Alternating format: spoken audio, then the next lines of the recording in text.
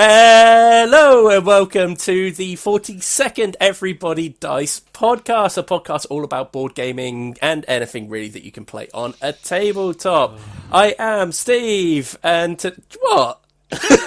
What was that groan for? Oh, not Steve again. Oh, God. That guy. Do you know what? That wasn't even a groan of, ill contempt. That was a groan of, content. I was just like, It was more like a... Steve. Steve, not...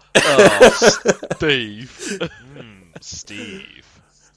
Not less weird, less weird. It's a Concords reference. Yeah. Yeah. Sorry. Okay. I'm sure you can hear that today I am joined by... Daryl. And Ian. Yes. There we go. Today, as you've probably read in the topic below, we are going to be talking about which games set an example of how to cater for people with disabilities. But more on that later. That is our main topic. First off, I want to let you know about a couple of things that have been going on the website. I say a couple, I mean one. And that one thing is we finally got back to board game reviewing, and we kicked things off with a review of Plunderbund, a game we all decided was a game. It's definitely a game. It definitely is. And we have declared it a game, and as such, it shall be reviewed. So you can definitely find that out on our channel. Apart from that, how are you guys doing? Oh, yeah. Oh, yeah. Oh, yeah. Oh, yeah. Oh, yeah. Oh, yeah. Is that an answer? Yeah. Does that count? I don't think so. Who knows? How are you? Oh, yeah. Oh, yeah. I'm good. How are you? Just write this podcast off. No, I think carry on. This could be a shining moment. The new format is just being bad at doing it. Not bad. I think fluid is definitely the unscripted. This is the opposite of fluid. Yeah, I swear to God. This is all over the place. This is like, I don't know, riding a bicycle with wooden wheels over cobblestones. This is jerky as hell. Yeah, there's probably a correlation between the fact that I'm back and I didn't want to say downhill. No, but everyone's thinking it secretly in their minds. You know, the level of professionalism always drops when you're around. Yeah, it does. It does feel like that. I don't know if it's just I'm like that sort of stepchild you keep up in the loft and How don't did really you know break about down. that? Well, I knew you had a loft, and I know you don't put stuff in it, so I've always wondered. Have you checked your house, Ian, for those pin cameras or anything like that? Well, sounds like there's some surveillance going on here. Going to now. I like the idea. I want to buy some of them. I want teddy cams because I think they're just more creepy. Yeah, true. Like the little teddy nammy cams because they don't blend in where you need them to, unless you're looking. Yeah, at but kids, in which case, Daryl, sir. No. I mean, as in the point is they don't blend in, which makes it weirder as to why there's a teddy just in the room. Right. I like the idea that it's going to be a bit more what is this? Why is it here? It maybe has a pre-recorded message. Don't open my back. I was genuinely trying to think of a place in my head that I'd want to put a pin camera, and I'm like, I'd want to catch people at their most insecure, and I was like, their toilets, and I was like, oh no, that's a bit. Oh no! I didn't mean it in that way. I meant just Daryl's toilet. Oh no! So, on the subject of those teddy cams and things like that, I was watching. I swear I watched a short film the other day where, with no hint of irony at all, someone found one of those teddy cams. They found out by picking up the teddy, turning it round the other way, and there were wires coming out of its back. Okay. Oh, what? It was like I said. This was not a humorous take on it or anything like that. It didn't seem that way anyway. It's just kind of surely the wires would all be sewn into the I always back thought and they would be were. hidden. Yeah, I thought they were like I it always was a sew wires into the back of self-contained one. mine. Yeah, it was just one of these things where they kind of like they just picked up the teddy just for whatever reason, turned it round and saw there were wires in the back, and oh my god, this is a camera! It's just so Why would you awkward. do And that unless you genuinely thought the teddy was going to be a camera anyway? In which case, why the surprise? I don't know. I think they were just like picking it up out of curiosity. Or Ah, something. I wish I could remember. A cuddly toy. Yes, My essentially goodness, generation this game cuddly level. toy Yes. is a ruse. So in my mind, I don't know. I really like the idea. It's those Yeah. really noticeable AV cables, and you're just like, do you know what I mean? With like a SCART lead adapter attached to it, you're like, what the hell is... Like it's got a SCART lead, and then it's got like a HDMI to SCART lead adapter. So it's like it's been modernised throughout the times, but it's all duct taped up. It's SCART, and then it goes to the really specific Switch Nintendo Wii adapter, and then into HDMI. Like just really Anyway. scratch made. Before we get too far off topic, what have you guys been playing?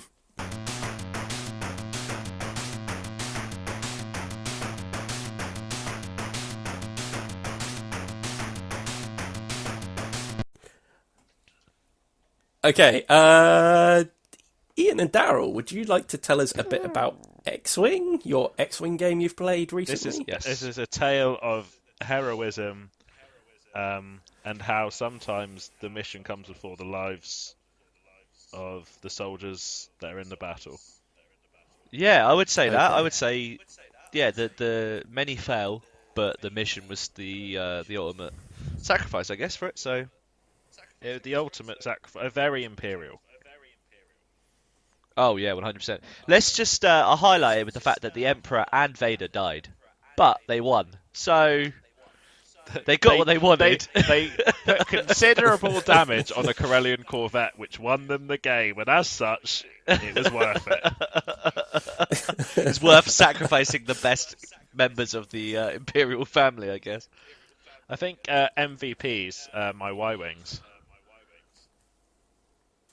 And the Inquisitor. Oh, the Inquisitor, in terms of the objective. But not even that, he just kept somehow surviving. Yeah, I think he just has a lot of force points, doesn't he? Yeah, but he also, there was quite a lot of times when people just missed against him, which I found really interesting. Like, not for any other reason, it was just poor bad rolls. But he was right up front, a tiny little ship, and somehow managed to just kind of like dodge and weave in and out whilst bumping into stuff. Yeah, the game started with all of Awful Daryl's, play. all of Andy's, and all of Jay's ships all crashing into their own ships. So what happened Whilst was my I set Y-Wings them... advanced slowly without crashing at all, but completely sensibly. So what happened was, because I was running like maybe 6 ties, I think it was, I had set them out on the desk, on the table, sorry, in the order of like the characters and what squad they were.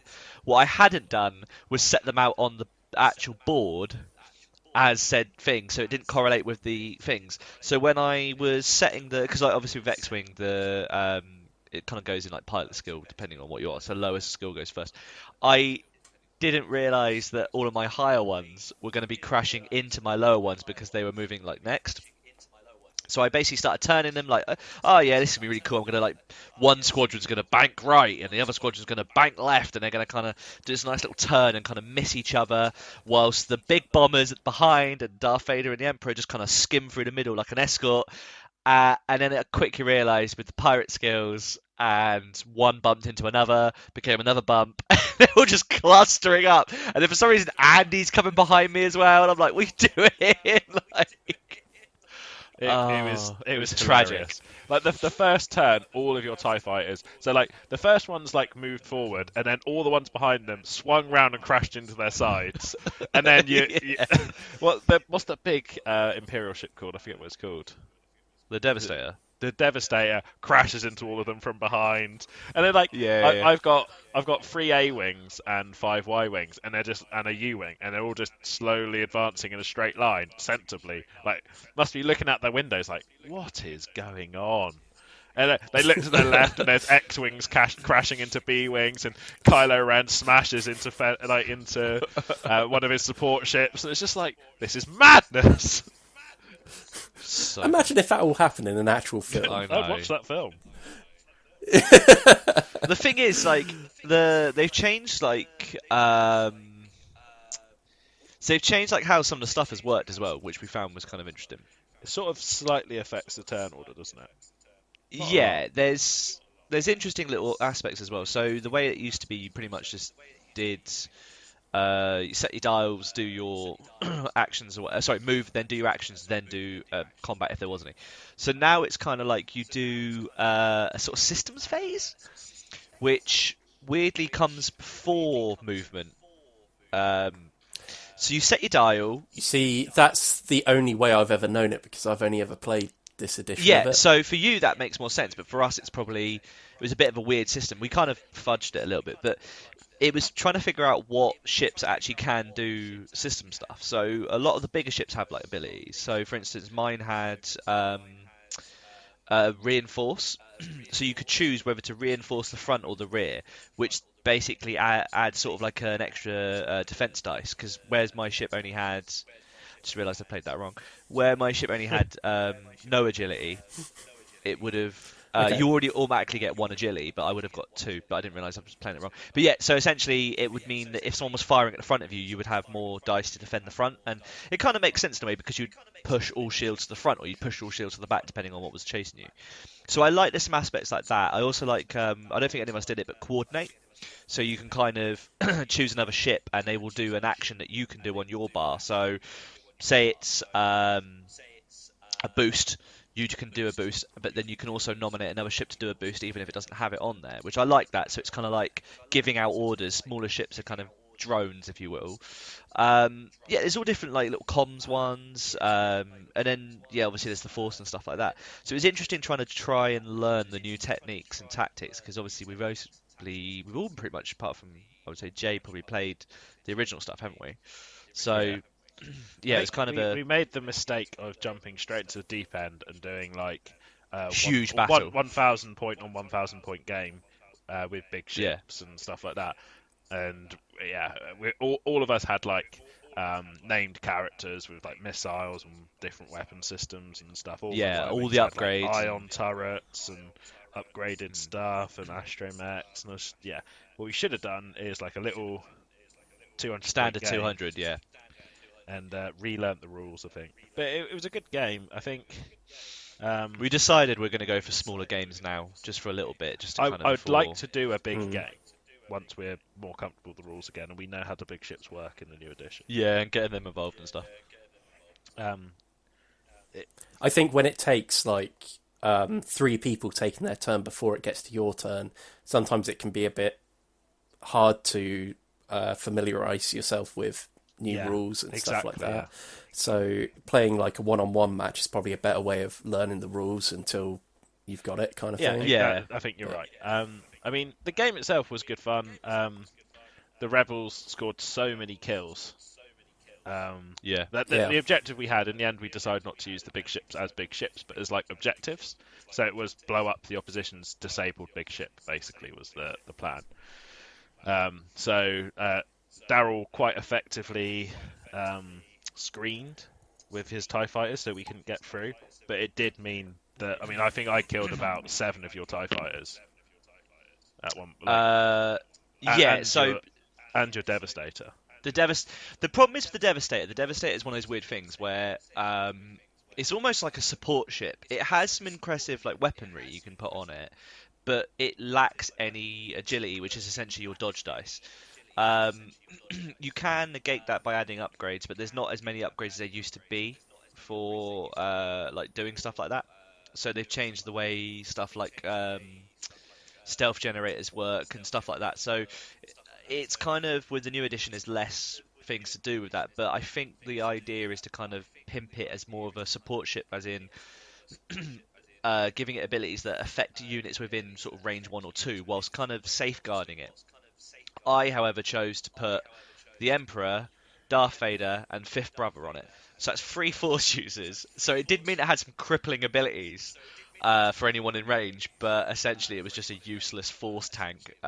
It took quite a lot of hits. I think it has kind of like 12 or Yeah, I mean, all 13 of my down. all my Y wings did a rocket salvo on it in one turn, and it Yeah, survived. Like all missiles from 5 Y wings struck that ship, and it didn't go down.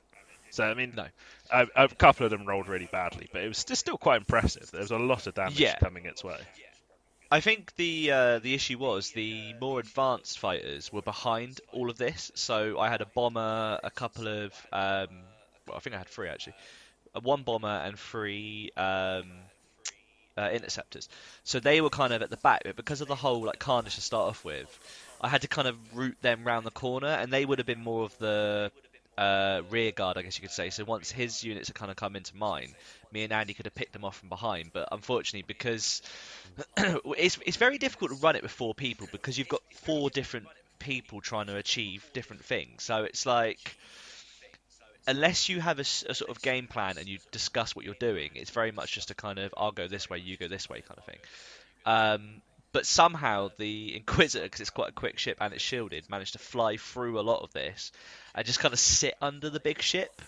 And then by that time, it had done a bit of damage. It missed quite a bit. But yeah, like so Jay's stuff is like Rebels and like Ian's Rebels had kind of passed it at this point, or they'd missed it, or he just kind of sort of did a few loops and kept looping round and backwards and sort of just taking pot shots, which yeah, MVP for our team, but definitely definitely not the strongest move, losing the Emperor and Darth Vader on one I ship. think Nora Wexley was MVP for my group because she scored I think it was 2 crits and 3. No, I think it was 2 crits and a hit on the Devastator towards the end to kill the Emperor, Fifth Brother, and Darth Vader in one ship. Yeah, which is impressive. Like, yeah, 100%. And I spent a lot of the game with the A-wing pilot, didn't I? The one that like can bump and attack at range 0. And Yeah, he yeah, was yeah. just bumping into your TIE fighters and shooting him at close range. Yeah, Yeah, so that like it's was. annoying. I can hit like when you bump, you can't hit the person that's bumped you, but you can hit outwards. But because I was blocked by so much, it was almost impossible. There's just Um, loads of like asteroids and stuff around you, wasn't there? can't absolute carnage. Yeah, it was funny. But yeah, it was a good game. Like I say, me and Andy brought a couple of little things to sort of from the Clone Wars era stuff, like the Republic and the things, but we just didn't get a chance to do it. But I think we said next time we'll just play like a free ship game or something like one leader and then like just some side stuff, just to kind of make more Yeah, I mean, uh, I'm painting the Mandalorian complicated. Protectorate fighters now, whilst we're doing the podcast, because it's the ships I used to really enjoy playing, but Mm. they've got the new models, haven't they? That they spin on the axis. So I'm Yeah, painting so them up like so they're slightly different. I wish there was something to do with like the Imperial stuff, but none of the Imperials do anything different. I don't think the TIE fighters look a little bit different color wise, and I think some of the new ones have got paint schemes. But yeah, in Yeah. terms of sort of folding and stuff like that, I don't think anything really does it anymore. Yeah, I don't think there are any Imperial ships with S foils other than the Lambda. Yeah, and then the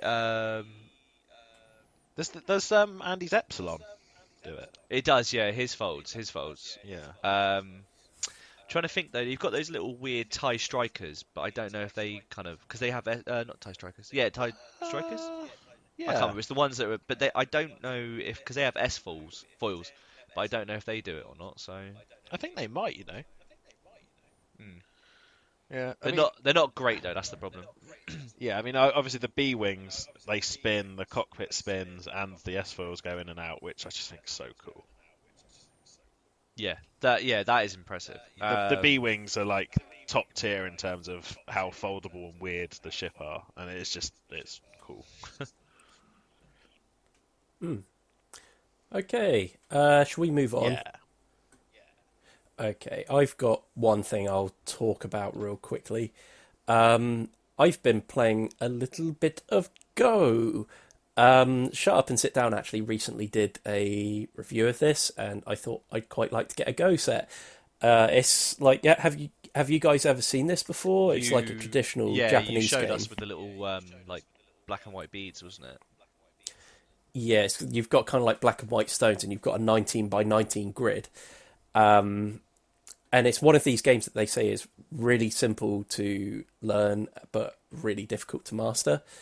So all it is one player has the black stones, the other player has the white stones. It's simply a case of you place one stone on your turn on any intersection on the board.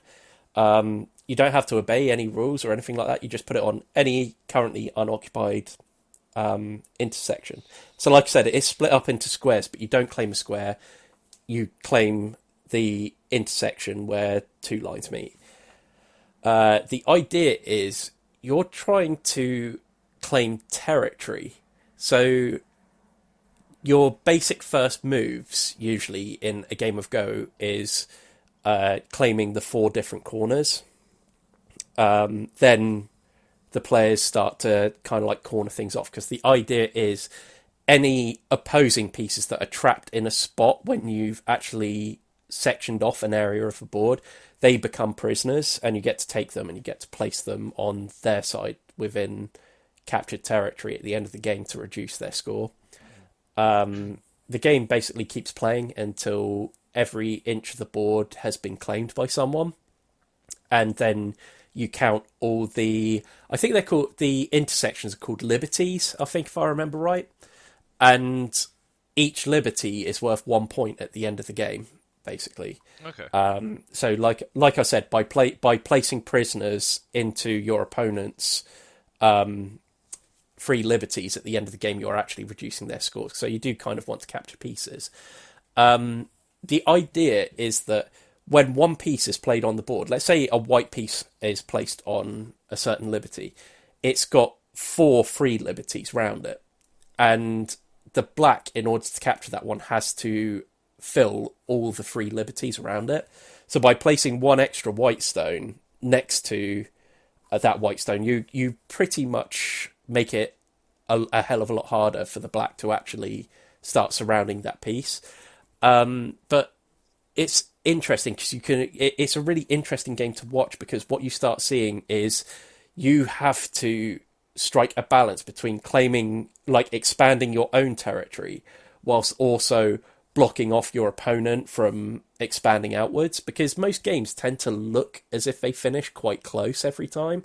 So it's the little instances of expanding your territory forwards, because placing a stone in front of a previous stone is quite an aggressive move, because what you're saying to your opponent is, I'm expanding out this way. But of course, the further you expand it towards your opponent's half of the board, the harder it is to be able to put stones down to actually section it off.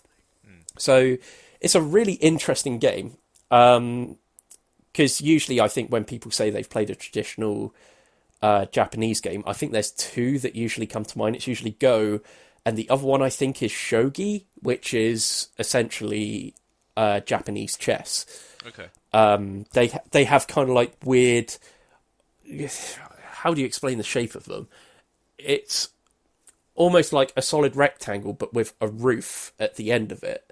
So a triangular kind of like roof bit on the end of it, and they all have different names of pieces and things like that. So you'll say have a general or something like that.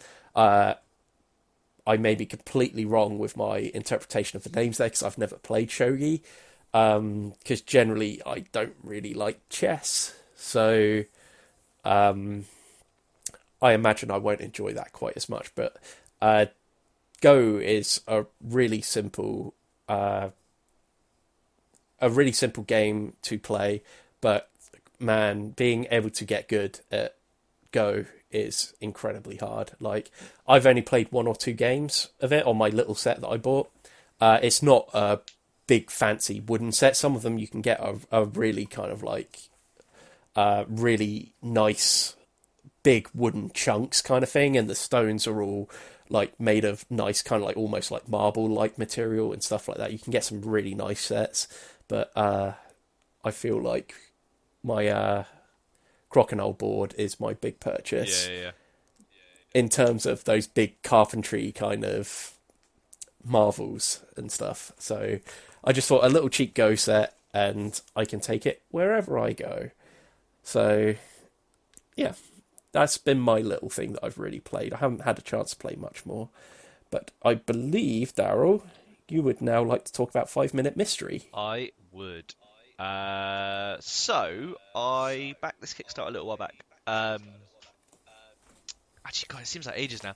But yeah, it was probably about a year or so back. It was one of my Kickstarters.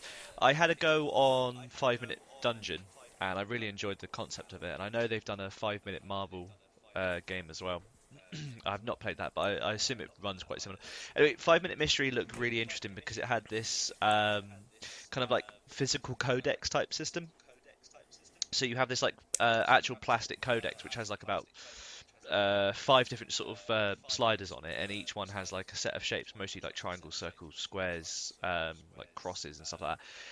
The way the game works is you use the timer app, choose a mission. So like there's basic ones, there's starter ones, there's some harder ones that sort of progress. I'll go to that in a little bit more, but essentially what happens is you pick a mission. There's this walrus that reads it out to you. You get like, depending on the game, it usually is 5 minutes, but it can be a little bit more, 6 sometimes. The starting one's 9 just to get you used to it. And the timer goes, and then essentially what you do is you pick a culprit and at random, so you don't know which one it's going to be. It's hidden sort of completely away from you kind of thing. And then when you find a scene, you look for clues in there. So there's actual like kind of little symbols hidden within these like kind of postcards. It's a really interesting concept because you only one of you can use the codex at a time, but multiple people can like kind of shout out what they see. So it's really fun when you're kind of playing with, I think it's up to 6 people. When you're playing with more people, you basically have people shouting out what the symbol looks like. So I was playing it just with Helen, so it was one-on-one, but even that felt kind of challenging at times. It would be a lot easier, I think, with more people, because the more people you get, the more clues you can get, the more suspects you can kind of go through. So we played the first kind of mission, which was literally like 9 minutes. It kind of just takes you through it. When you kind of solve that kind of set of clues on that one, you flip over the card and it will give you the answer if you got it right. If you got it right, brilliant. What you do is you then pick a clue tile. You can choose between 4. There's there's green, blue, red, and like a kind of mauve colour. You literally then have to try and match it up with like the kind of little symbols on the side of your culprit tile. So it's kind of weird because they don't all match, and if they don't match, you kind of leave them to one side, but it allows you to kind of go, well, he doesn't have a monocle. So you can then flick through your hand of culprits and go, okay, he doesn't have a monocle. It's weird little things like feathers, scales, skin. Does it have an umbrella? Does it have a newspaper? Does it have a rose? It's like weird kind of sort of oldie worldy kind of things. But we were like, okay, that's really cool. Let's play the proper game. So the proper game lets you sort of choose like a rank. So we went for rookie, investigators, and basically what it does is it lets you take 3 from the greens, which are easy, and 2 from the medium, which is like an orange color. Once you've done the first mission, which is basically just do this and you're done, the rest of them start having like kind of little extra mission info. So we did one where it let you pick 2 clues each time, which was quite good because it makes you go through it quicker. There was one which was a real ball ache, which locked because normally your hand is spread out in front of you and you can kind of show other people, so it's very much like a kind of team effort kind of thing. This one locked it to whatever the top card was. The rest were underneath, you couldn't look through them. If the clue doesn't have that on it, you can't go to the next culprit. So it was a real difficult one because every time you kind of picked a clue, you hoping it fit to go, okay, cool, it doesn't have this, so you can get rid of that one. But for quite a while, I was sat there going, man, like this is not helping me. I've got like sort of 6 culprits in my hand, and I can't go through them. And Helen's like gone through hers because most of hers would like linked up to whatever the clue was. But I'm just there like, I know what's going to happen. And she gets towards the end and she's like, well, it can't be this one. I've not gone through it. And I'm like, man, I'm like 3 in, so it's in my pile. And I'm like, for God's sake. So we're like cracking through these clues as fast as possible, shouting out symbols at each other. Like you get to a point where you stop saying, because you have like a little reference card. You stop saying it's the triangle, whatever. You'll be like, it's 4th down from the bottom of the triangle set. And you're like, okay, cool. So you're just trying to make quick times. Or like, it looks like a castle, but from above with 4 posts on it. And you're like, okay. So you're trying to make up these little kind of words you can do really quickly. Yeah, so that was medium, but the hard ones seem like they could be really, really difficult. It's a really good game because like even though you only get like the 5 minutes, at the end it gives you like one last attempt. So it goes, you can either just guess it or accept defeat. So a few times we kind of went, I think it's this guy, and we got it right, and it lets you sort of play another one, or we got it wrong, and you just start again. But it's honestly it's a lot. I would say it's a lot easier than the last game I played of theirs. In terms of you didn't. Yeah, the 5 minute dungeon was pretty difficult, Yeah, wasn't it was a it? great game. Don't get me wrong, but this is way more simplified. It's just the replay value is really good. I would say probably if you're of that mind where you remember like perfectly remember stuff. I would say maybe after a while, once you've gone through like the kind of scene cards, you'd probably remember some of the symbols that will be in there. You've got a couple of red herring type ones which are the same scene, but they've been jumbled around a little bit, so the symbols aren't the same, which was kind of cool because obviously it does make it a little bit harder to memorize the exact patterns and stuff. Um, but the culprit always changes, so it's never the same person every time. It's It's just never a random 100% the character same. you pick out. There's a little variance No, on. you Yeah. yeah, so it gives it enough fluidity to kind of keep playing and keep playing, keep playing. And you can get the same culprit every now and then because you've not shuffled them properly, but it doesn't mean that the clues will add up to it. That's the best part. Like the way you shuffle the clues, it could be the culprit board doesn't line up at all for ages, and you've just got a row of clues, which do help obviously in some way because it'd be saying stuff like doesn't have fur, doesn't have feathers, doesn't have an umbrella, doesn't have this, doesn't have. It's very much like a Cluedo game, but I would say a bit more fun. Yeah. Yeah, I recommend it. The only thing I would Right, say is yeah. obviously it's a Kickstarter. I don't honestly know when or if it will come to retail. That's the only thing I know with these. It takes a while. The only other thing that I absolutely loved about this game, and so it's made in Canada, and Yep. it for some reason got shipped to the UK before America and Canada get it. So we've all got ours, What? but the country of origin does not have it. So Wow. it was something to Yeah. do with weird. They sent an email about it. Apparently, the UK and Europe companies were getting it quicker. Something to do with they were making it I in. think what. I think they were making it in Europe, I, weren't they, or something like that. Well, I was going to say what tends to happen with a lot of these Kickstarters is it can be an American or Canadian project or something like that, but all the manufacturing starts in China usually, and then you have different distribution centers for every area of the world. So it all gets sent from China. So sometimes the stock, I suppose, arrives at the distribution center in Europe before it arrives at the distribution center in America. Therefore, these places are actually told as soon as you've got them, you've picked them, you've packed them, they're all ready to go, start shipping them out straight away. So that's why this is happening quite a lot Yeah, with makes Kickstarters. sense. Yeah. it was just I always Yeah. found it just really funny because yeah, like I say, it came to us before the American company, the American territories and stuff like that. It was just a weird system because I've never had a game. I think it's because I've had them before where they've been so delayed to Europe that I was just expecting the same thing. Whereas with this, it was in Canadian dollars. I think it is part London, part Canada, but yeah, we got it first. So I was like, oh, sweet. So I did take a few photos of like unboxing and stuff like that, and I will probably write a review about it. But um, I do want to play it with you guys because it's just a fun little game. You know, it's one of those things like where it is 5 minutes or six roughly. You're I am already looking forward to playing around with that yeah, little codex that's the piece. thing. It's the Definitely. That's such a cool little piece. it's so nice because it's a bit like the one from the oh god, what's it called now? Jesus Christ, the Dan Brown thing. What's that called? Oh my god, not Angels and Demons. What was the original one? Da Da Vinci Code. Vinci Code. Yeah, it's like the Apple, like the little lockbox thing.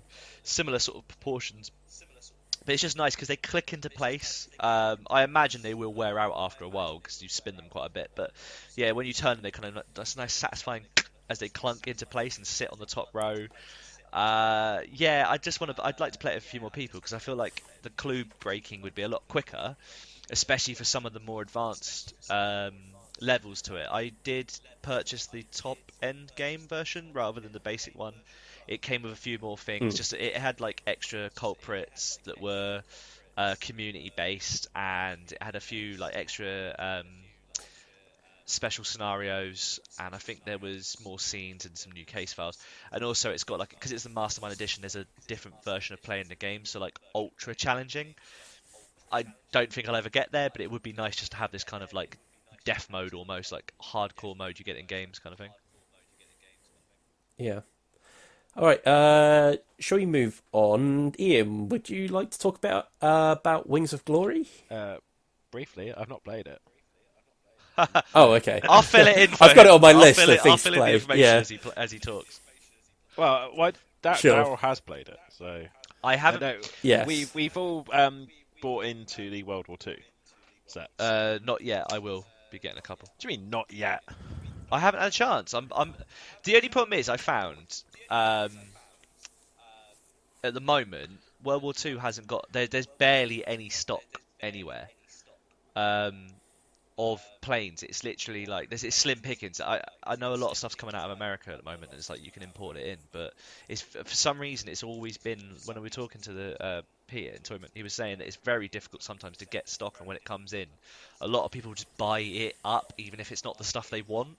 I noticed we went to me and Andy went to play like a full day of it, like a special game there, and I noticed a lot of them were trading. That seems to be a thing. So like, Oh wow! yeah, Oh, wow. so yeah, really weird. So the guys were going downstairs, buying up the boxes, brand new, and then trading with the other people that had brand new boxes of other stuff. Can I Carry on. just say that actually seems like that would be kind of counterproductive to the guys at Entoyment, because that's not a way to build a community No, that are going to play that it's game. weird though because they spend so much when they're in preset there. community of people dominating the market of it. But do you know what I mean? That's your community isn't going to Yeah, no, I expand get if you. that's the way that you do it. If No, that makes sense. it's a weird system. Like I think they play every Wednesday, but it's the big games they do, the kind of like buying stuff. But I just noticed it was because I know you said to me before when they're a great bunch, but they seriously clear them out. And I was like, Jesus, man. And like Yeah. it does prove very hard to get hold of stuff. Anyway, World War One is really easy to play.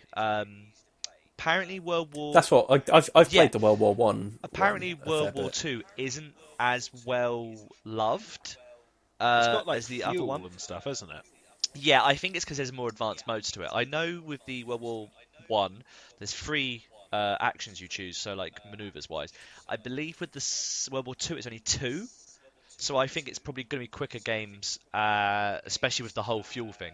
I don't know if they've changed other stuff, and I know it's damage counters rather than a damage deck. So I think maybe just the mechanics were a little bit different, and some of the other people like the older style. From what I can tell, it seems like more streamlined. Yeah, I But guess. then, like the World War one is even more streamlined than say X-wing. So, I mean, I'm Yeah. looking forward to seeing what. I don't really know what to expect. I know. So you and Andy talk very highly of the World War World War One game. When It's a weird when game. we discussed it, I was like, "Oh, I could really do with some Messerschmitts." I would Some say. BF I think 109s. the thing is like I definitely found that with the World War one, I definitely found after having played X-Wing, I felt like this was like streamlined enough as it was, if that makes sense. As in, it felt like a very, very basic system, but one that really worked really well.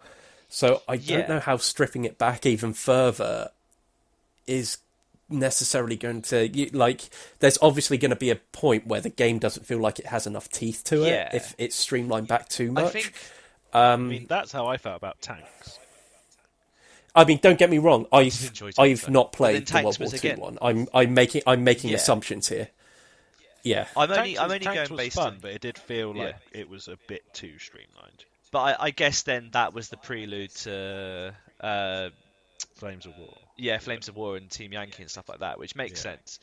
I think the interesting thing about World War One version, which is why it was interesting, why it was fun, sorry, was because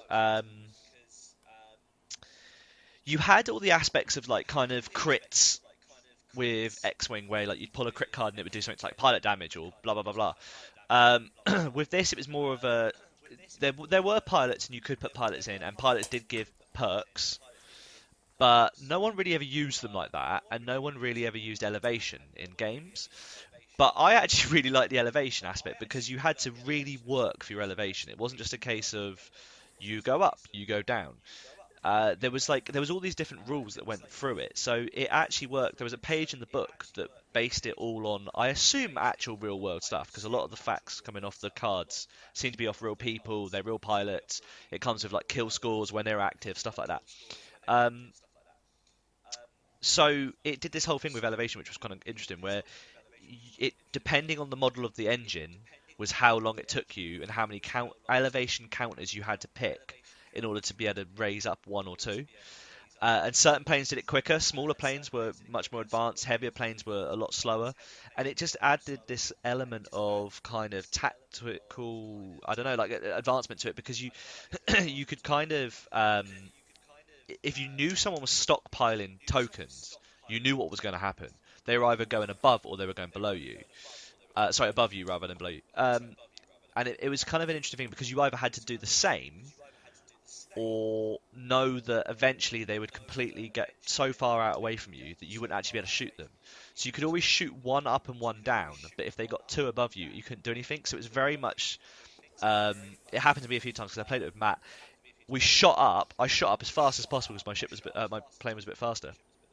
I went up, and as he sort of slowly got to where I was, I dive bombed down below him, which then took him ages to do it, and I managed to get loads of shots in his back, which was really, really kind of as he was coming down. So it's a really kind of cool system that you can kind of, well, like meow down behind people and sort of trick them into doing it. And I think if they haven't got that in the new one, or that fuel aspect is part of it, it might still be good fun. But I know like a lot of people don't like using elevation in advanced rules, so I wonder if, you know. And also the fun in it was like your engines are on fire, you can only go forwards, stuff like that. You know, like that was really good fun. Or you couldn't do too many turns, or like yeah, your left rudder wouldn't let you do left turns, so you basically were just either going right the whole time. It's great fun as well because you don't reveal your cards to people, so people never know how much damage you've got. So you never know. Some are zeros, so you never know realistically how much damage this guy's got, and they could honestly I, absolutely smash you, which I love. I love that this is hidden aspect. something I really like, that Yeah, someone never knows quite how much damage you've taken. no, it's great. And there's always this fear because there are, again, we have taken them out before because they do kind of. Well, because they're quick games, it doesn't really matter sometimes. It's instant destruction. It literally sets your plane off. Like you draw it and your plane just explodes. They hit a fuel line, boom. And sometimes there's that fear that although, say, I think most planes have about 16 or 17 damage they can take, you could have 14 cards, and most of them could be zeros, or some could be, you know, like whatever. And it's that fear that although that they have the higher card count, and you maybe have one or two, that the next shot could make you do the full explosion. So you're still always trying to keep an eye on what the other person's doing. It's never like we've had it a few times. Like I've blown up completely, and Matt had pretty much nearly his full max. Well, he had 16 cards, and obviously it wasn't 16 damage. So it's anyone's game sometimes, which I absolutely love. It's not just a surefire. Oh, he's got more cards. He's going to die next round. It's just Yeah, yeah, it means there's a way back from the brink for a player that's 100%. maybe made a wrong decision at one point and had someone take advantage of that, and then they can sort Yeah, of bring the game back if they're lucky. yeah, yeah. It's good fun. There's no defense as well, which I love. So a hit is a hit. It just makes games much quicker because obviously there's no defense in real life with the World War Two ones and World War ones. Sorry, the World War ones. So it's not rolling agility or anything like that. You would literally just if you get hit, you get hit. So I hope they bring some of those things to the second one. I am really looking forward to playing it, and I will play Japanese. Yeah, I know Okay, you're looking at the let's. Japanese planes. I've got the German ones. Jay's looking at British. Is Andy looking at Italians? He was, but the only problem is with the Italians is they're pretty much World War One planes, so they're biplanes still, and I think that's just going to make them Oh, right. super trash. I know he's looking at the Yanks as well. Yeah, I think it's really interesting because the Japanese are the only planes, other than a couple of German ones, that actually can shoot backwards and forwards. All the rest are, other than Yeah. bigger planes, are all forward-facing shooting. So I find, although the Japanese only have like 5 planes to them, that's it, or 4 planes, I think. There's no bigger, larger stuff. I think maybe that's kind of where they take over, because obviously a lot of the larger planes are the ones that have dual cannons or rear cannons or whatever. So I guess it makes them nippier, probably more damage-wise, but like they take less. But yeah, it gives Yeah, them a little I mean, advantage that they can shoot backwards, I suppose. assuming I enjoy it, I will be getting a Stuka. Yeah, I would be interested to see some of those, because I was looking at the stats of yours, like that Stuka, sorry, and I was really curious as to why it has so many different arcs, like what that entails, like Oh if no, it's that's the Heinkel, I think, the bomber. was it a Heinkel? Yeah. Okay. It's just I have no idea why it's got so many arcs. No, that's what I'm curious It's about. Whether it's like very odd. you can choose one and that's it.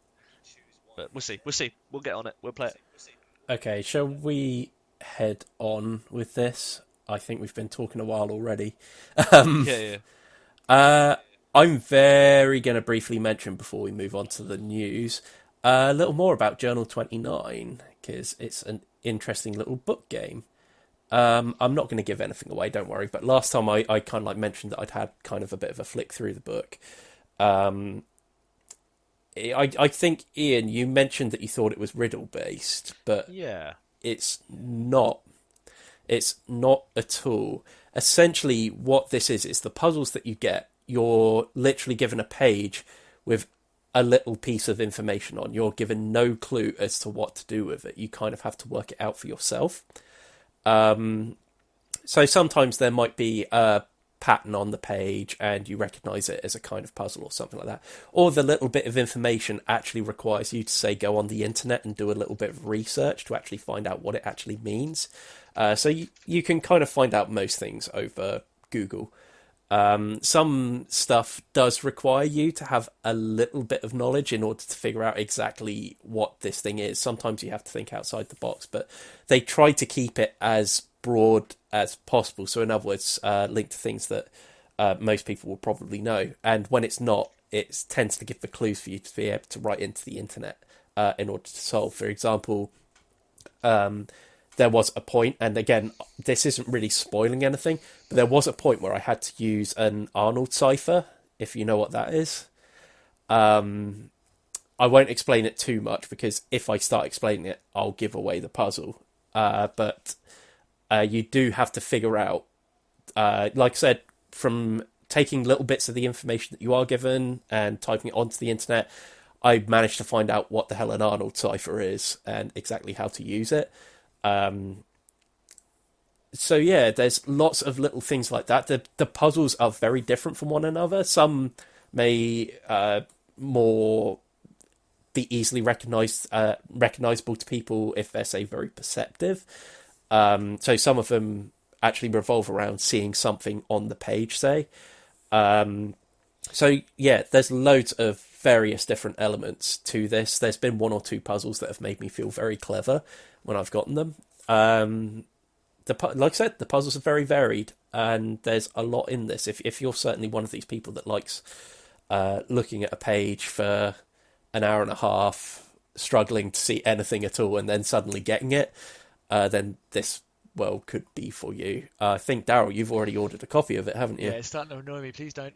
So basically, my next door neighbour has got their copy before mine, and is already cracking on with it. And it's Wow. so I basically, off Steve's back, recommendation. Sorry, I bought Journal 29 and S, the J.J. Abrams one, and I told my next door neighbours about it, Yeah. and she was like, it sounds amazing. So she's bought Journal 29. It's literally turned up the day, and she said it's absolutely amazing. Really enjoying It it, is. really addictive. And mine is nowhere to be seen. I haven't even got a delivery note. There's no notification that it's even been sent. S has been sent, but obviously bank holiday, I don't think it's going to turn up. But yeah, I was like hoping, because I'm off a week this week, I was hoping that I'd have some time to crack on with this like journal, or just have a little look for it and just have a go. Hopefully it'll turn up Tuesday or Monday, but no, sorry, Tuesday, sorry. I mean, the great thing is I've been taking Journal 29 Yeah, into I work know, with that's me, what I want to do as well. doing it in my lunch break, and you tend to find that you start getting other people looking at it and going, what is that? And when you start explaining, oh, this is a puzzle, and you start giving them information as to what you've already learned, they get caught up in it as well and start to try to help you and stuff.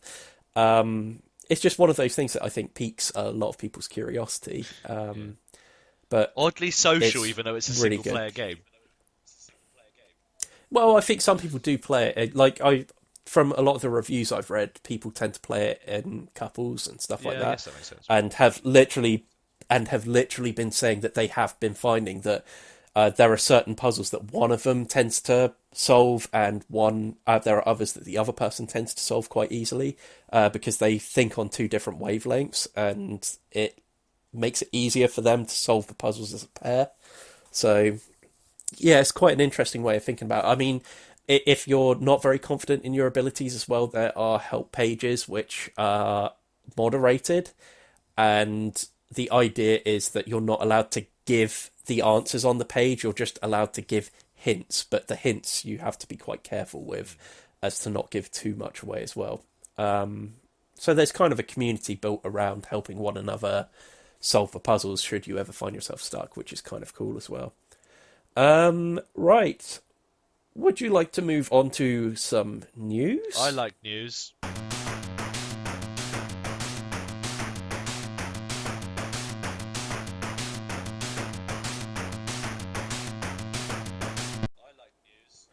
Okay, we'll do news. Okay, I've got a few stories this time for us to have a look at. The first one is, well, is this going to be sad news, or this could actually be kind of positive, depends how you really look at it. Eric Lang is leaving Come On Games. He's basically going to return to freelance game design. If you don't know who Eric Lang is, he's made some of the very top games at Come On Games. He made the Song of Ice and Fire tabletop game. Really? Yep, he did that one. He did Marvel United. He has done... Okay. Oh, he did the Bloodborne... He did the Bloodborne card game. He made the game that I think you, Daryl, have seen at my house and want to play it sometime. The Others. Oh, yeah. I've got a big... with the really cool looking miniatures the to them. His most recent game is that Ankh game. Oh, you know, the I think Egyptian again one. it's a miniatures based Gods of Egypt. Yeah. Like, he is absolutely prolific at Come On Games. He made Victorian Masterminds as well. Oh man, what else was it? He's made tons of games. It's just he's a hit maker. He really is in terms of board games. He just releases game after game after game. Always popular. They're not the sort of games that necessarily appeal to everyone. They're usually very, very thematically driven games. So yeah, usually they're strong on theme. Very much miniature. Like, most of them are miniatures based games, I have to say. But yeah, whether, I would argue that people generally tend to do their best work freelance when they're not necessarily building games under a big company. This split apparently was amicable. There's no bad blood between them. It's just quite sad to hear that he's leaving Come On Games. Right. Really, that's all there is to say about that one. Next up that I've got here is Lucky Duck have announced the next... we already know about the expansions for Chronicles of Crime. They have now said which one is getting released first, and it is coming as soon as November. And the first one that's getting the release is 1400, which is the one based around Paris, France. I think it's in the time of King Charles the Sixth. The spiel for the game is that you are Abelard Laval, a knight sworn to King Charles VI the Beloved. You live in the city of Paris in a family mansion not far from the famous Notre Dame Cathedral. Since you were a child, you had strange prophetic dreams in which you saw violent scenes of past crimes or even ones yet to be committed. Over time, you learned that your unusual gift could be put to good use, and you started to solve cases that nobody else could crack. This earned you some reputation in the city, and now people seek your help whenever a mysterious crime is committed. So this is the one that looks as if it's got some gameplay based around a dog character that you have. Yeah. It was you got like So- you got a sidekick in this, didn't you? Yeah.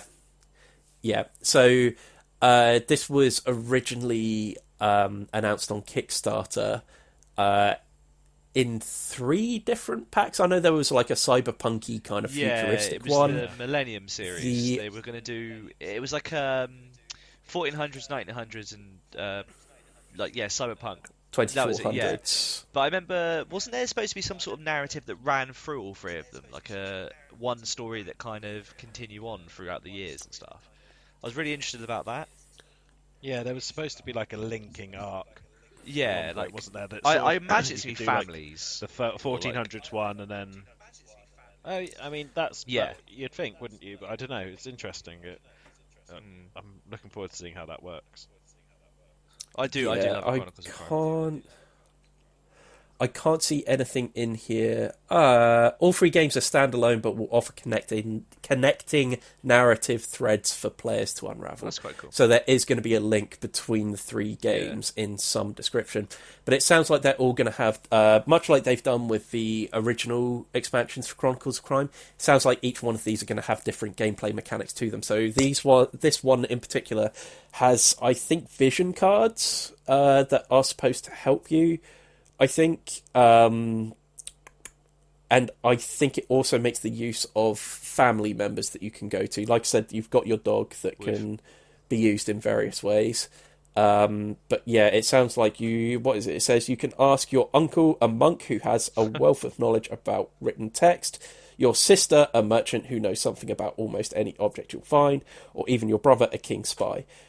So these kind of replace the, like, you have like the hacker, the criminal psychologist, and all those kind of things from the...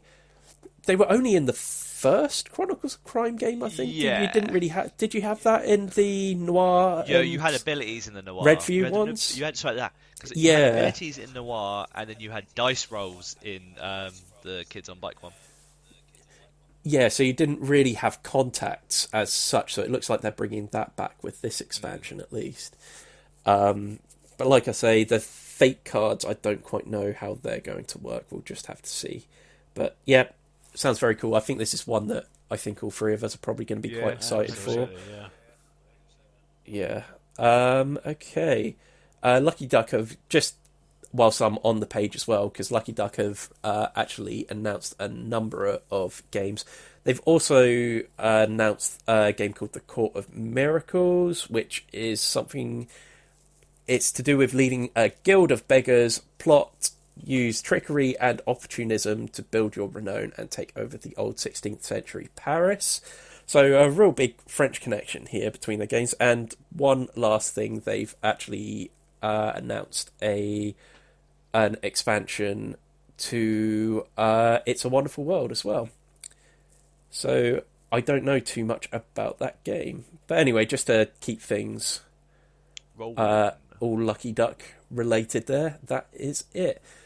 I've really got one last bit of news, because this is fast approaching release date now. It got actually announced back in March 2020, but I think it is nearing a release date now. Have either of you guys seen Fort at all? F-O-R-T, not F-A-U-G-H-T. Or T-H-O-U-G-H-T.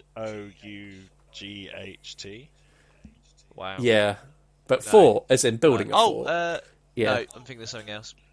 I've definitely It's- seen it, because I sort of remember the box artwork being kind of cool, but I don't know what it's about.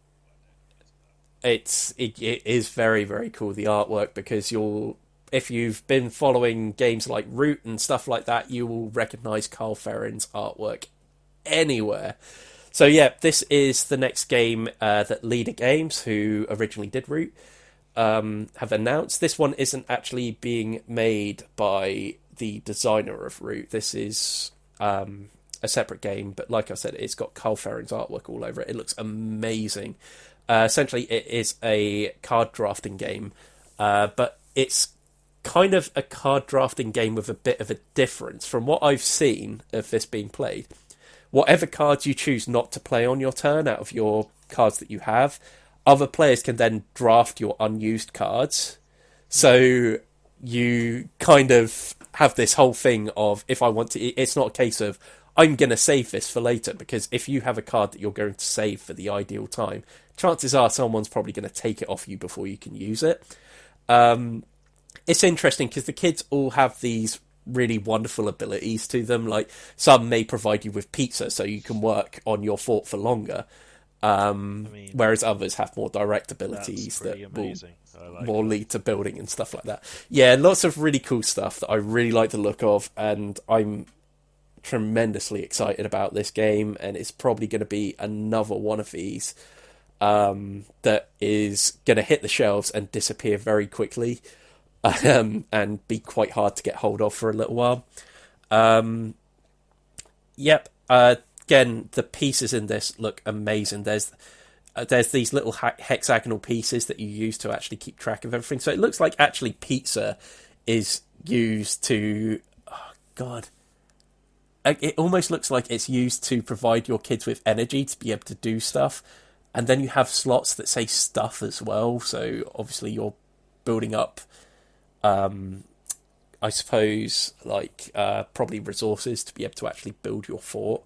And essentially it looks like that's what this game is. It's just a race to be able to build your fort first.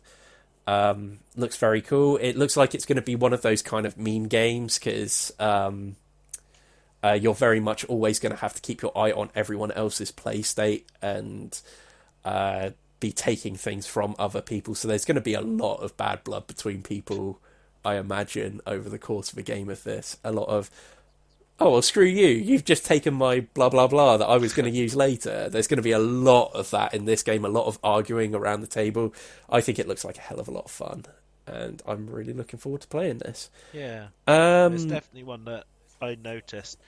It's weird, isn't it? Because we talk about this every now and then, but like the artwork of stuff popping, it's something that I didn't really know what the gist of the game was, but I saw the artwork and thought, ooh, that's cool. Yeah. I mean, we've argued about this like numerous times about theme and artwork and drawing you in and stuff like that. It does happen. Like, it does hold some degree of sway, especially if you're someone that doesn't have the time to, say, read reviews and things like that, and you're just going out and you're just browsing shelves and just buying what you like. You're always going to go for a good-looking game over one that looks a bit drab and dull. It's always going to work that way. But anyway, I realise I completely forgot to ask you guys, because of internet problems, whether either of you guys had any news to bring this week. No. No. Well, Doesn't seem. Daryl? I've got a couple. No. I've got a couple of Kickstarters, I guess, but they're not really. Would you like to mention them right now before we move on? Yeah, so there was a game on the PC called Northgard, and I've noticed that they have made a 4x board game based on Norse mythology. It's been funded, but it looks kind of interesting. I guess it's going to be kind of difficult because obviously there's quite a lot of Norse kind of games out there. Obviously, like the Settlers one and the Raiders of the whatever it is. I always forget what the X's stand for. I always remember exterminate and expand. Yeah, I think it's got here like explore newfound territories, expand your Connolly. Sorry, your Connolly. I can't say it. Yeah, that word. Billy Connolly. Yeah. Billy Connolly. Yeah. Billy Connolly. Exploit the resources and exterminate. So it's exterminate, exploit, expand, and explore. That's it's got miniatures. They're like kind of basic little ones. It looks quite nice. You get like 70 miniatures in this sort of basic game. Quite a lot. Yeah, it's quite good. I mean, they've got loads of extra stuff, obviously, because it's got the Kickstarter editions and stuff like that, and there's all the other little bits, like heroes and stuff. I've only sort of played the game a little bit, so I don't know if it plays the same, but I think it's interesting that more and more kind of PC games are getting made into board games. Like, it's quite a nice little kind of... I'm a massive Europa Universalis and Crusader Kings style gamer, aren't I? So we've seen them sort of return to the board game front quite a lot recently. Yeah, it's kind of. I think it's because a lot of those actually translate to board games quite Yeah, well. I think so. Like your top-down strategy games and things like that, there's a lot of board gaming elements to them, Yeah. especially like modern board gaming elements. So it's quite easy to take a popular IP from there and actually transfer it to, say, the board game Yeah, world. it's kind of it's an interesting concept, isn't it? Because I think, like you say, it's rather than just making a game. I mean, obviously they got the licensing, I'm guessing, but like rather than just making a game outside, it's nice to base it on something else. It's got 22 hours to go, so like I say, it's already backed. Well, by the yeah, time this podcast goes it'll be out, done. it's going to be It'll be done. finished. The only other Yeah. one that I've keep toying with, but I'm not 100% sure about, is there's an Umbrella Academy game.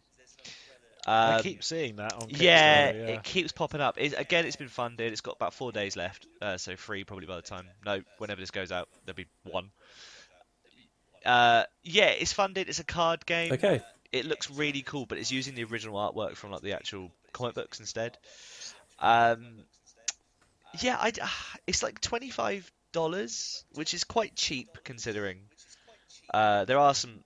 To be honest, that's worth going for. Yeah, then, isn't there's it? there's a deluxe edition which comes like a game board and a few extra little bits like custom plastics and stuff like that. But to be honest with you, I don't know. It looks like it's going to be a weird card game. I would like to get it. Don't get me wrong. I'd love to have it, but I feel like this is the one I might actually wait for when it comes out because the way it plays seems really weird. The way they sort of described it is you get like a villain card you've got to attack, but then family cards can kind of screw you over. So it's like the dysfunctional family deck type thing. So I guess much like in the series, that something will happen, like the dad will say something and it will bring them all down, or or something could go mad. So it seems kind of weird, but at the same time, kind of So like it's interesting, isn't it? Because yeah, it definitely looks interesting, and the art style's like really it looks nice, fantastic because it's just like the comics, isn't it? 100%. Yeah. I don't know. I'm always concerned about that sort of thing when they come out at the same time as a series, whether it's like a cash grab for something that's popular at a time. But still nice to keep an eye on. In fairness, like $25, that's Well, nothing, yeah. especially for a board game these days. But it So, makes me you think know, if it were really good, they'd be charging more. Yeah. Yeah, there is that. But if you're just looking for something nice to have because you're a fan of the Umbrella Yeah, Academy I or would- something I like would that, say then it seems reasonable. If you're definitely a fan of the books, because it is that artwork. Is it Yeah. Gabriel? I can't remember his name, but yeah, he has got a nice style, and I think that's the thing that kind of got me. It is pretty much not so much based on the Netflix series, more based on the actual, books, and I think that's Yeah. probably. I don't know. I might not. It's we'll see. Yeah. Anyway, let's move on because we do have an audience question. Ooh.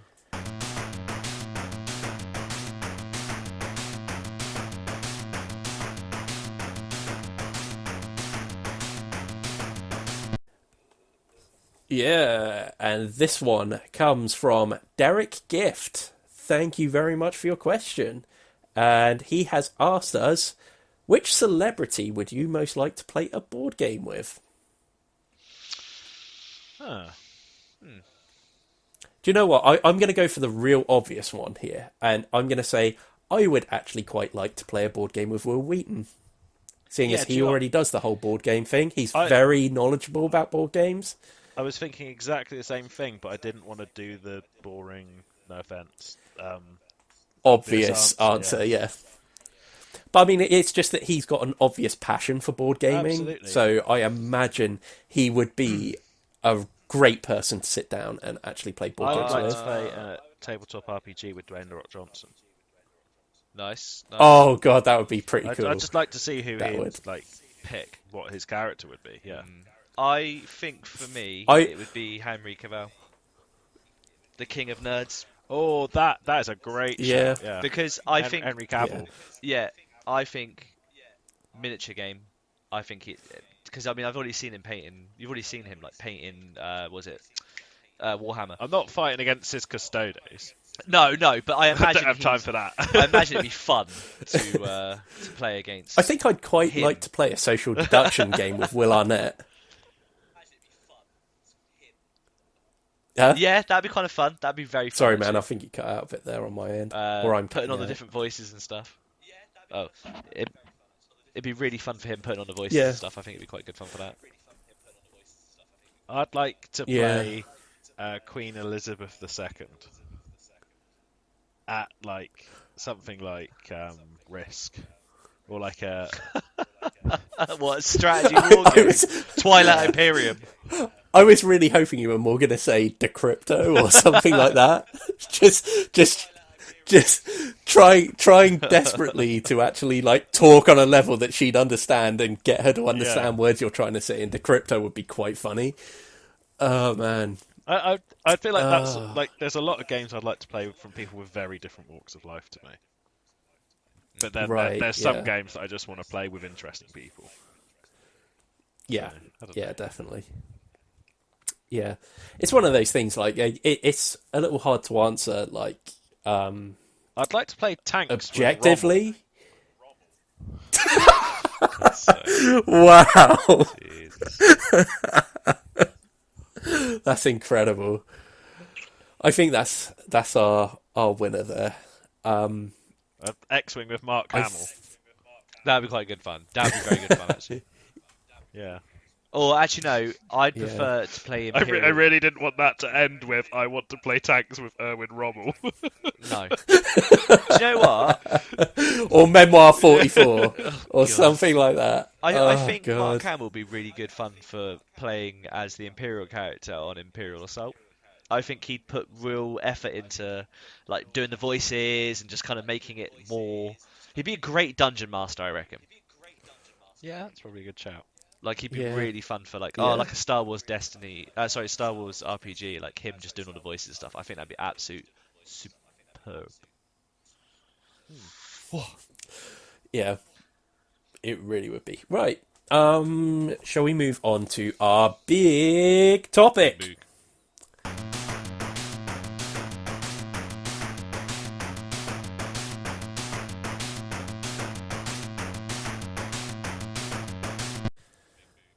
Okay, so if you've not watched one of these podcasts before, our big topic is essentially chosen by our wonderful patrons over at patreon.com/everybodydice, where for as little as $1 a month, you can help choose this very topic. We give them a choice of 3 every month, and this month, every 2 weeks. This time around, their choices were: how do you think board gaming will change in the next 10 years? Is random chance in gaming a good or bad thing? And the winner this time around was: which game set an example of how to cater for people with disabilities? So I think with disabilities, what's kind of implied here is, I know the big one is colour blindness, is the one that they highlight quite often. I don't really see how board gaming would really be affected for other ones in particular. Like, Yeah, when you first said this, I was thinking about it's very difficult for me to have a frame of reference with not having a disability, I guess. So like for example, being deaf, for example, Yeah. there's not really much a board game can really do to cater for that, I imagine. I almost wouldn't want to patronise people by assuming I know what Yeah. areas cover what well, but it's definitely an interesting question for a community. But I think Yeah. a lot of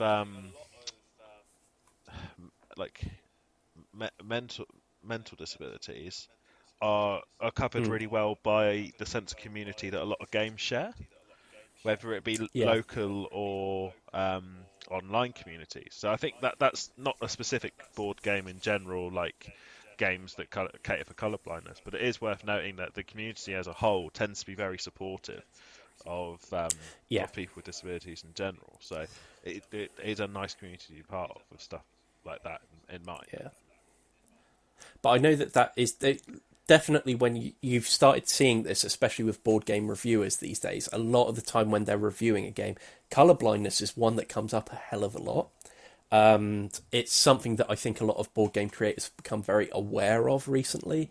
We've seen far less games with your standard red, green, blue, and yellow player pieces. And have you ever noticed, like, sometimes you wonder why a board game will have like a navy blue coloured piece and then a baby blue coloured piece Yeah. and stuff Yeah, like that. Like, that's been becoming far more common in games, and that has something to do with colour blindness and being able to actually see pieces on the board. I always forget there's obviously different levels of it with people. Like, you hear some people say, oh, I have colour blindness with a particular sensitivity to green colours or stuff like that, or they get greens and blues confused quite a lot. Because I think when you take your standard green and blue colour, I think when you put that under one of these tests that they do, I think they almost do it on like a grayscale kind of thing, and you're supposed to be able to try to pick out which colour is which. I think green and blue are usually quite difficult to differentiate from one another, I think, if I remember correctly. I don't know whether either of you guys have seen any of these things No. I before. mean, I'll be honest, I don't know an awful lot about it. No, I mean, Yeah, anything. but I know there is a lot of stuff also in board games that, although we don't necessarily have the understanding of it, a lot of the times they tend not to these days have information on a board only represented by colour. You'll often see these days, although everything has a different colour, there's usually things like a symbol within them. Yes. Yeah, usually that is, again, to help people with colour blindness that aren't necessarily able to differentiate between them. So if you are looking to become a board game designer or something like that, this is a huge issue that is one of those things that a lot more people are having to take into account when they're designing a board game these days, is not relying too much on colour in order to be able to differentiate spaces on a board. So that's certainly one thing I know that is being done within board gaming at the moment to help with that. In terms of games, I can think in particular that have gone out of their way to do these things. It's difficult because I'm not colorblind. I don't really know Yeah, what to this look is sort for of what I said necessarily. before. It's difficult from Exactly. an area where I don't have a frame of reference to make that cool. But um, like, it's going to something I know quite well, which is X-Wing. So they've got a lot of tokens and stuff, and they're all symboled. So I'd be interested to know how, because it's quite a big worldwide game. I'd be interested to know how well those big worldwide games cater for that sort of thing. Because, I mean, from an outside perspective, I would see it and say, yes, there are red and green tokens and whatever. But I'd say the symbology on them is obvious enough to differentiate. But yeah, Yeah. it's a super hard thing to put myself in the shoes of someone that would have to work with that on a daily basis. I'm just really, like, obviously the thing that's fresh in my mind at the moment from having opened it recently was the Ride the Rails board game, and I was noticing that the pieces in that were one of these games where the shading of the colours were different between them rather than the colours necessarily. So there was a lot of very bold colours mixed in with like pastel colours and things like that, which I think is very much a design choice to help differentiate between them. It's really hard actually, because like one of the games that I was really thinking of when I saw this question was Team 3, but in a way, although Team 3 is really good at making you feel like what it's like to, say, be blind or deaf or dumb. I know that. Mute, I Sorry, guess, that's mute? not probably the term, but mute. Yeah. Yeah. although it does that, you wouldn't be able to play either. Like, you wouldn't be able to play that game if you have any of those conditions, because there's always going to be there's always going to be roles that you cannot physically play. So it's a weird thing. Like, that game's really good at putting that state on you and making you have to kind of like adapt to not being able to see things or something like that, But it's not really a game that is tailored for people that have disabilities, put it that way. But I still thought it was an interesting game to bring up either way when you're talking about these kind of things. It's an interesting question, and it's one I'd like to ask game designers themselves. It's one that I'd love to see, like, feedback from actual games designers to see what they consider doing to try and make their game more accessible to those who might struggle. So it's a really hard question for us to answer, because as we mentioned a couple of times now, we can't put ourselves into that frame of reference very easily. But it doesn't mean it's not a valid question. Yeah. Well, funnily enough, you can actually look online and find a list of games that are particularly good for people with colour blindness, interestingly. So meeplelikeus.co.uk /board games colorblindness. They do actually have games that they recommend should you actually have, like I say, a problem with colour blindness. So on here they've listed Isle of Trains, Last Will, Once Upon a Time, Legend of Drizzt, Through the Ages, A New Story of Civilization, Jaipur, Sentinels of the Multiverse, Onitama, Clank, and Castles of Mad King Ludwig on there. Unfortunately, I've only played Isle of Trains out of all of those. So it's a little hard to tell, really. And I mean, again, it's interesting because I've not noticed that this game is particularly good for that. So I do wonder how. So a game that sprung to mind when you were talking about like weird map colors and things like that was what's the one where you're escaping the law from the city? I forget its name now. What, You've like done a heist and Escape Plan. I do wonder, because it's a lot of colours and a lot of shapes and things like that. I do wonder how easy it is to play a game like that, whether it makes it easier or whether it makes it harder. Yeah, or what's the one with is it Treasure Island? The one we played with the different coloured pens and stuff. Oh God, that would be horrible to play. You've got what, like, is it 4 or 5 colours? If you didn't know which one was yours, I mean, obviously you could remember which one was yours. But after a while, when they all start, like, kind of the circles and like the lines all kind of intersect each other, it's gonna be kind of difficult to start keeping track without having to. I know you've got your own little mini map, but that gets crowded quite quickly. Honestly, even without colour blindness, it can be hard 100%. To keep track of the colours in that game. So I could definitely see how that one could definitely be problematic. So what the explanation here actually is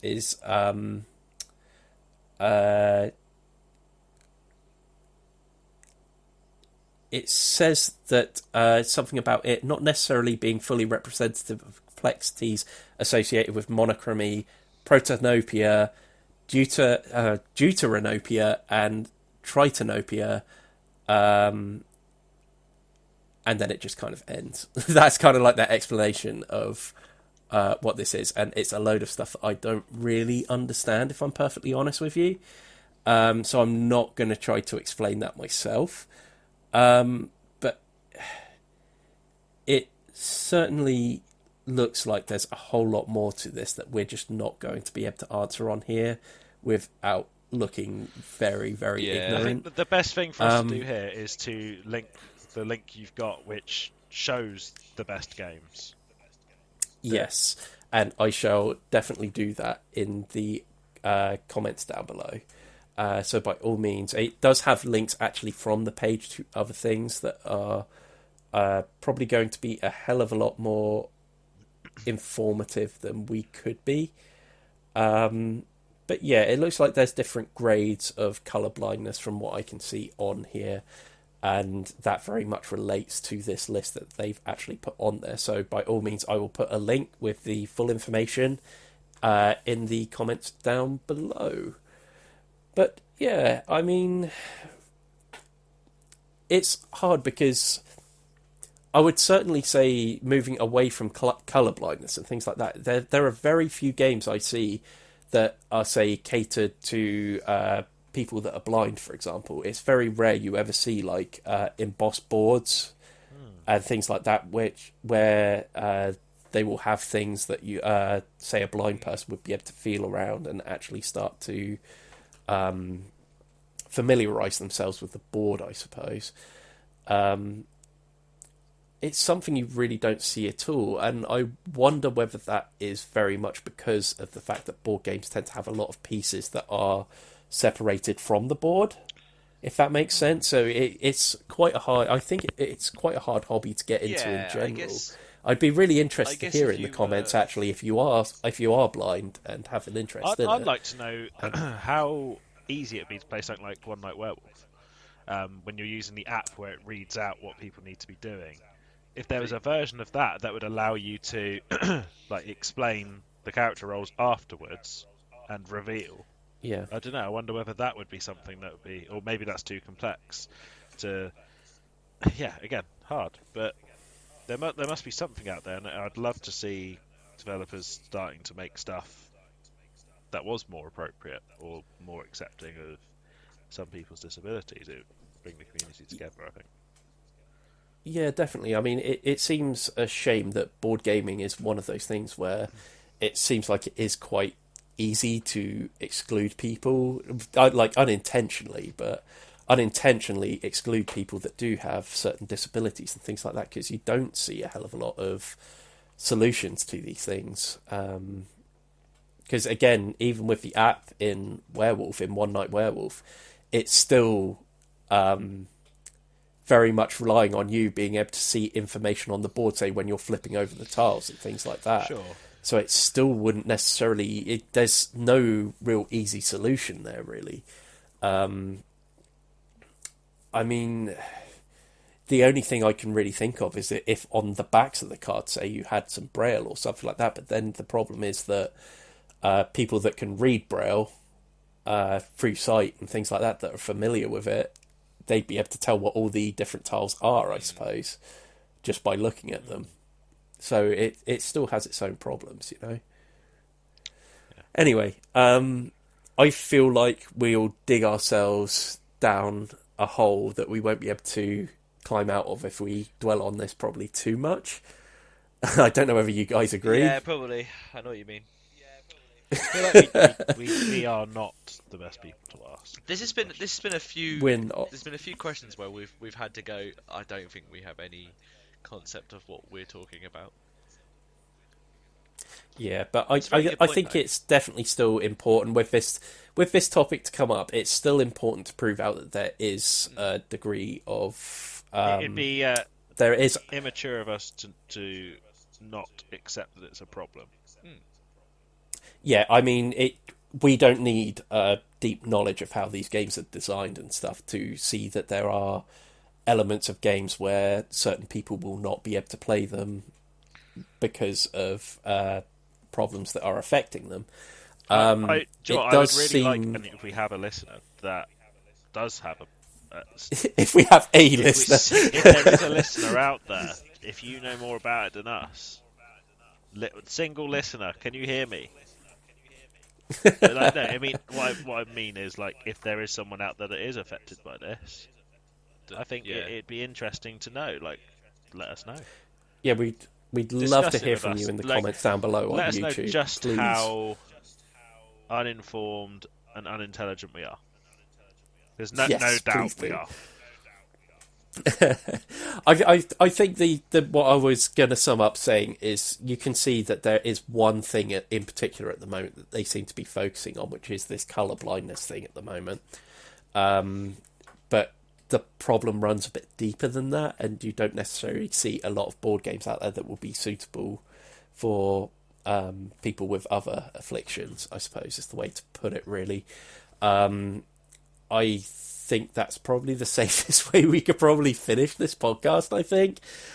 So on that, if you would like to follow us on the social medias, you can find us on Twitter at EverybodyDice and on Instagram at EverybodyDice Show. We also have a Facebook page you can find at facebook.com/EverybodyDice.